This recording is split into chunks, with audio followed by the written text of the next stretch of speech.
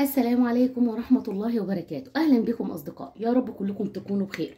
اللي بيشتكي من تتبيلات الفراخ المتكررة، تتبيلتين اتنين مختلفين تماما عن بعض من حيث نوع البصل، من حيث طريقة التتبيل، الاتنين ملهمش علاقة ببعض. عايزة أوريكي، شايفة وشايفة التتبيلة دي،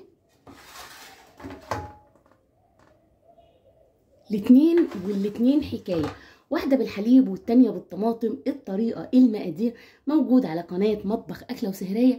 ادخلي معايا الفيديو، ادخلي معايا القناة، هتلاقي المكونات سهلة جدا وبسيطة. لو بتحتاري في تتبيلة الفراخ فالفيديو ده معمول علشانك انت. لو عايزة تتبيلة فراخ مختلفة فبرضه الفيديو ده ليكي انت. دول فرختين اتنين لكن هنتبلهم بطعمين مختلفين تماما لبعض.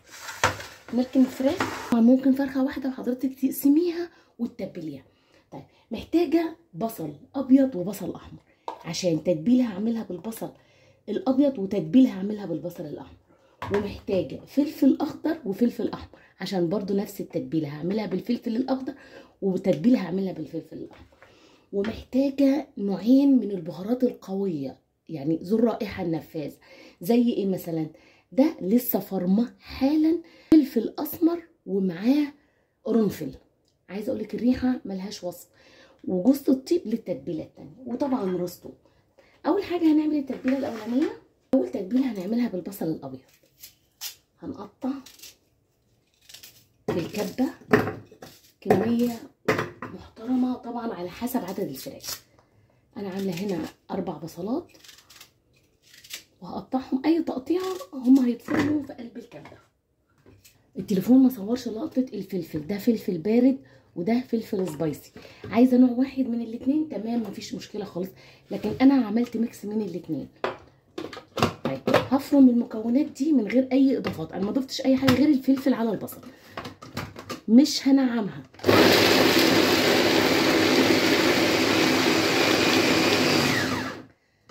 طيب، بعد ما اتجرشت بالشكل اللي حضرتك شايفاه ده، ما ضفناش اي شيء. هضيف معلقه محترمه من ميكس الفلفل الاسمر والقرنفل.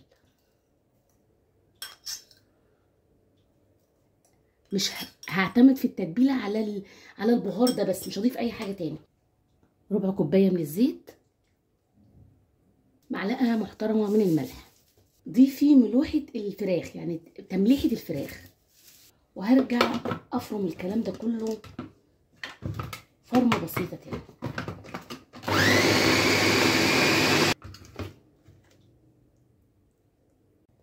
طبعا هخلي الاوراق مع بعضها وهضيف عليها التتبيله. هضيف على التتبيله نص ليمونه، وهبدا اضيف البصل مع الفراخ بالشكل ده. التتبيله دي هتقعد في الفراخ اقل مده 3 ساعات. بين الجلد وبين اللحم حاولوا تضيفوا التتبيله بالشكل ده.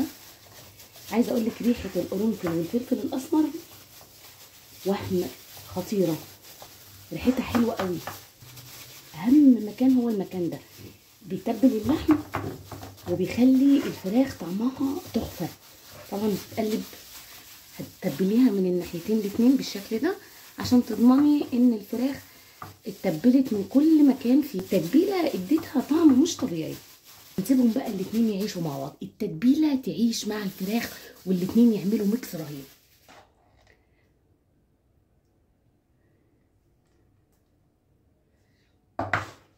ندخل على التتبيله التانيه. نفس الكبه هضيف عليها بصل احمر مقطع، اي تقطيعه. هضيف عليها ميكس من الفلفل الاحمر، ده سبايسي وده بارد، فزي ما حضرتك بتحبي وزي ما بتفضلي. انا لما بفرز الفلفل الاحمر بفرز النوعين الاتنين عشان يبقى موجود عندي ده وموجود عندي ده. حوالي 8 فصوص من الثوم. قطع جوز الطيب، هي هتتفرم معاها.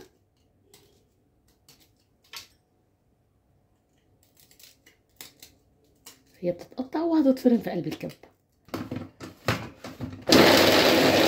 ريحه جوز الطيب خطيره. هنزل عليها بكوبايه من عصير الطماطم او صلصه الطماطم، معلقه كبيره من الملح، ربع كوبايه من الزيت، ربع معلقه من القرفه، نص معلقه من العسل الابيض. التتبيله دي انا دايما بعتمدها في تتبيل الفراخ، بصراحه تجنن، حلوه وحراقه وحادقه. جوز الطيب بتبقى مدياها طعم مش طبيعي. هقلب المكونات كلها، مش هنعمها، انا عايزه البصل باين والفلفل باين، طماطم صلصه فمش فارق معايا ان هي تنعم. يا جماعه يا جماعه يا جماعه، تعالوا شموا التحفه الفنيه دي وشوفوا ريحتها عامله ازاي. هضيف التتبيله في الصينيه اللي هتدخل الفرن. هقطع قطع كده في الصدر. التتبيله بقى هنبدا نتبل بيها الصدور بتاعه الفراخ.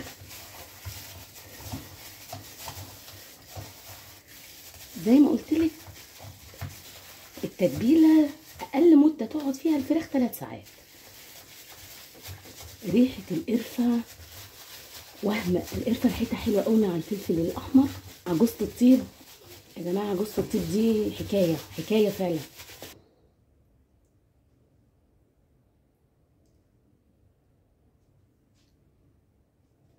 هنشوف هنسوي دي ازاي وهنسوي دي ازاي، وتسويه الاتنين على درجه حراره قد ايه وكام ساعه في الفرن. كل ده لما حضرتك تنوريني في القناه وتسعديني باشتراكك، هكون سعيده جدا بوجودك معايا في القناه. صينيتين الفراخ بعد 5 ساعات من التتبيل. صينيه الفراخ اللي بالطماطم واللي بالقرفه اللي بجوز الطيب، طبعا الطماطم اللي فيها مخلياها مش هنزود لها اي حاجه خالص، لكن دي صينيه الفراخ اللي معموله بالبصل والفلفل الاسمر قرنفل. طب هنسويها ازاي؟ دي كوبايه من الحليب، اوعي تستغربي خالص.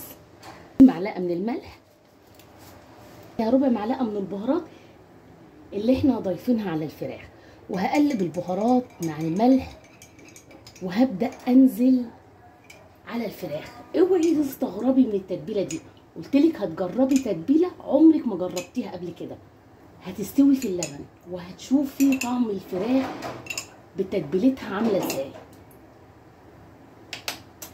طبعا مولعين الفرن على درجه حراره 180، مولعين من فوق ومولعين من تحت.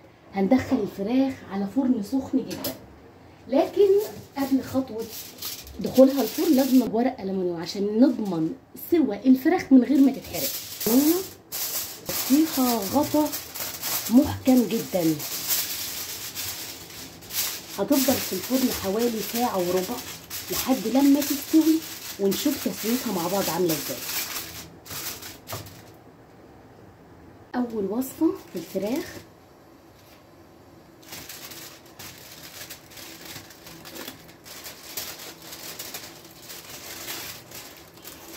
طبعا هغطيها. البصل والدسامة اللي نزلت من الفراخ هغطي بيها الفراخ كده، وهنزلها تحت الشواية 10 دقايق هتتحمر وتاخد لون. الوصفة التانية للفراخ، الورق الألمونيا ده يا جماعة حاجة كده خطيرة. ليه خطيرة؟ لأنه بتسوي الفراخ تسوية مش طبيعية. كل ده سوائل نازلة منها. هنغطي بيها الفراخ وهنرجعها الفرن تاني تاخد لون تحت الشوايه. لو قلتلك ان صينيه الفراخ الجامده قوي دي اتعملت بكوبايه حليب، اعتقد مش هتصدقيني من جمال الصينيه. سخنه جدا، فراخ مش مستويه بتتكلم عن نفسها. شايفه تتبيله البصل حاجه كده خيال، تتبيله تحفه جدا لطريقه مختلفه للفراخ. وادي التتبيله الثانيه من الفراخ، تتبيله بالبصل والفلفل والحليب والفلفل الاسمر، وهم بصراحه يا جماعه. وتتبيله بالطماطم والقرفه وجوز الطيب، خطيره يا جماعه. نوعين بصل مختلفين، تسويه مفيش ولا اروع من كده. دايبه، شايفه بتتكلم عن نفسها. شايفه الفراخ استوت في التتبيله ولسه زي ما هي التتبيله. تتبيلتين 2 مختلفين موجودين على مطبخ اكله وسهريه. وبكده اقول لك استمتعت جدا معاكي بالفيديو، يا رب اكون فدتك ولو بمعلومه بسيطه، واستودعكم الله واشوفكم فيديو تاني جديد.